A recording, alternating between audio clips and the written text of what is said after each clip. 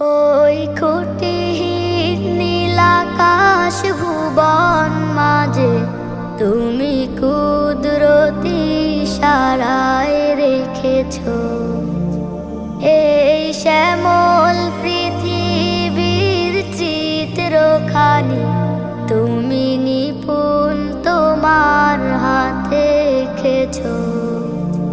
ওগো আল্লাহ শুকর তোমায় আমার যে মুসলিম করেছো। ওগো আল্লাহ